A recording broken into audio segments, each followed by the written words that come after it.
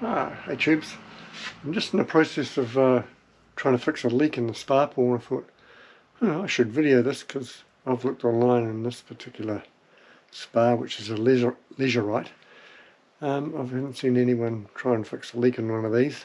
I'm just down the garage now getting a few more bits and pieces and I'll take you up to the spar pool or jacuzzi and show you what I've done so far. Been a bit of a mission.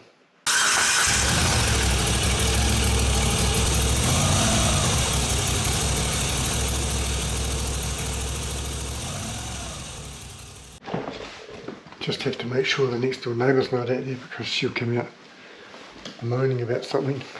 Usually the noise from the heat pump, or I'm waiting for the moaning about the smoothie maker. It's quite loud. But yeah, I've got the heat pump, but the pump part of it's outside next door to her place. Yeah, what's that noise? So anyway, hopefully she's not out there annoying me. So this is the cover I've taken off the spar. This covers the motor and pump and everything. So it's a Leisure-Rite Sahara by Kent. It's probably about 13 years old, so I've already put one new motor on it, the main motor. It's going strong. Anyway, I'll show you the spar itself. There's the stairs I made for it. Can't use them because you can't use the spar. Pretty flash, eh? Anyway, so this is the spar pool, and here's the filter housing. I've got it blocked out a bit. So it's been leaking around here.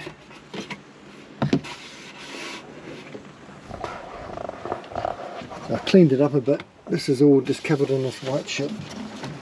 Calcium, chlorine, I suppose. Chlorine from the spar. Anyway, so it was leaking over this side, around here, and it discoloured all this stuff and made it all mushy, this foam. So I've chiselled it all away. I'll have to reuse, put some new stuff on here once I'm done. So it's been a mission getting the silicone out of these and the grooves here, and especially in the bottom on the top. So I had to make a special tool, which is an old hacksaw blade which I bent and sharpened, and that's so I could get in and around the edges and scrape it out. Like that. That sped things up a bit. I was using a craft knife. You can't bend that now. The blades just snap if you bend that one. So you can see all the mess in there. From been probably a couple of months it's been leaking at least, just slowly getting worse. So this is the back plate which goes over that. Yeah. So it's been a mission. It's a Leisure-Rite. That'll be the reason not many people have them, because it's made in New Zealand. I'm probably the only one ever bought one. Anyway, I've got silicone shit all over here. Cleaned up most of it and put in a rubbish bin, but I'm going to now, not this instant because I'm going to have lunch first, but I'm going to mask it off, silicone around these gaps on the back plate, put it back together, and hopefully it's watertight. I'll show you what I've got.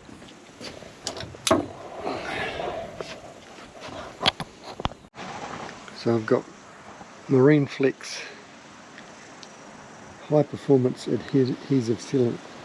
Now they had black and white, I think. They didn't have clear, which is a bit of a bugger. So it's a waterproof seal for joints and gaps in the even underwater for boats, pools and spas. Now it says here watertight seal guarantee, and it's got a little asterisk there above the waterline.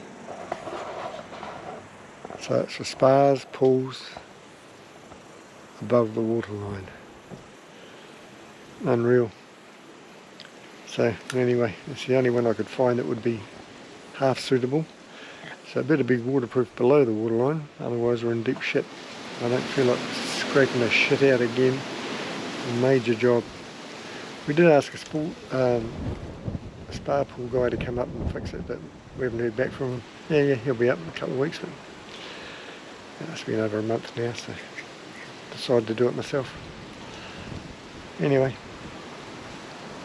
come back in a minute and do the siliconing.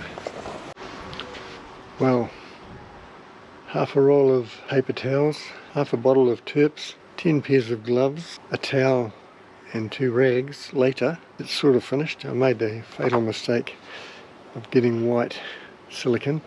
They didn't have any clear, so I had a choice of black and or white.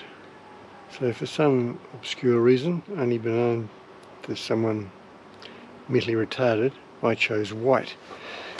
So as you can see, it's pretty difficult.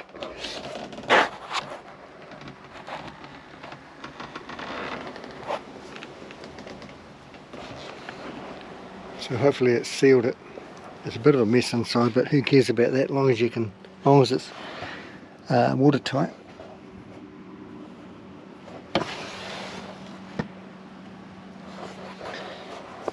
So I'll leave it for a couple of days before I fill it up. They say on the tube that you can actually use it as a when it's damp or wet. So I assume it's watertight right from the beginning, but you know, I'll leave it for a couple of days and we'll see how it goes. Oh, by the way, the ozone thingy here had a bit of tape around it. This is broken, so I've put a bit of timber behind here and screwed it on. Then got screws somehow or other in the back.